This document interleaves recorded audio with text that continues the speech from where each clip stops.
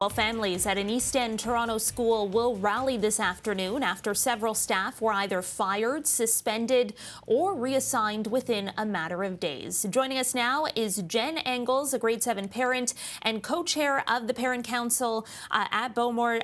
Jenn, a pleasure to be speaking with you. Thanks so much for making the time. Thank you. It's great to see you. If we could just begin with what's happening inside the school, can you paint a picture of for us? Why have tensions been rising since September? It's been going back even further than that since April. We've had an ongoing safety crisis in our school. We've asked for intervention from the TDSB, and they haven't given us enough support, essentially. We haven't seen a meaningful change. So that's sort of happening on one side of things. Then since September, the administration rolled out this rushed and I would say illegitimate change to a teaching model that didn't follow the board's own policies around consultation and communication. And it really just threw the school into crisis.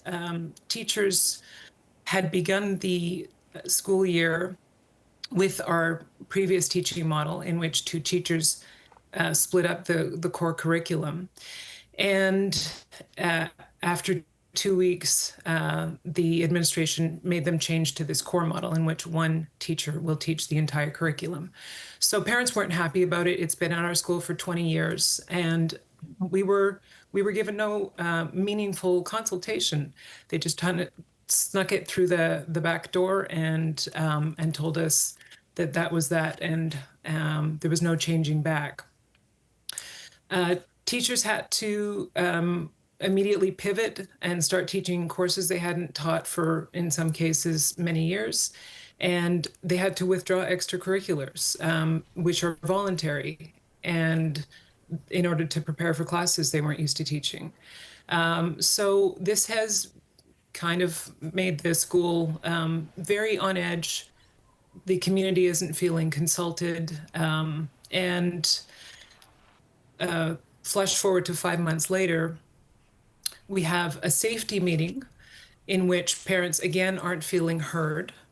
The next day the principal is fired, and then the day after that 2 beloved teachers are fired.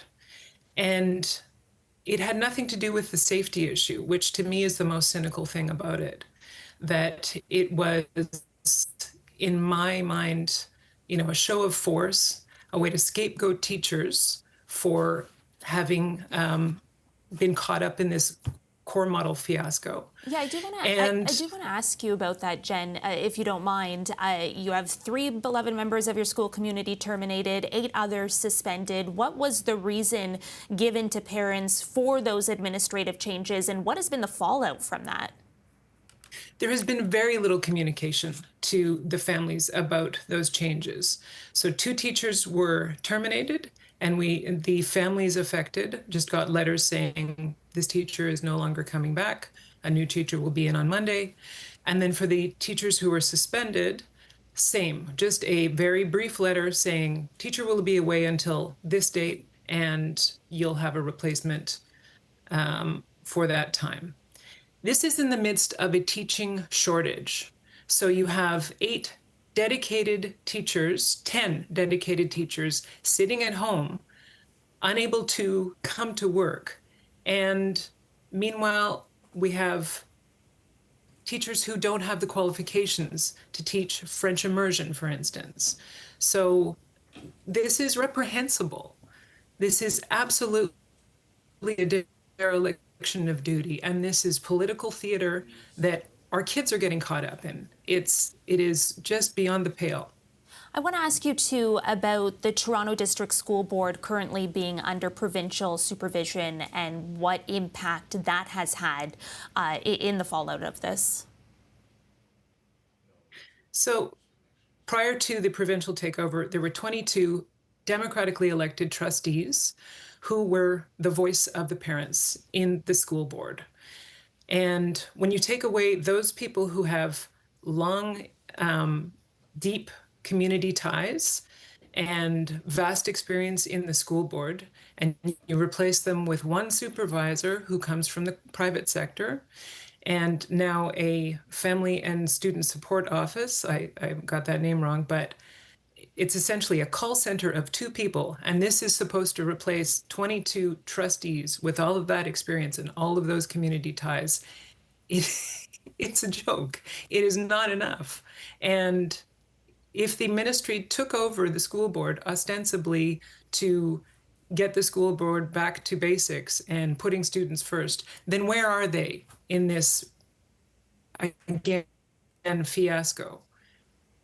The board now says an audit will be conducted to review safety rules and procedures. It says it's appointed a new principal, superintendent, other support staff. Just very quickly, I don't have a lot of time, but just wondering if you can reflect on that and whether or not, in your assessment, you think that's enough.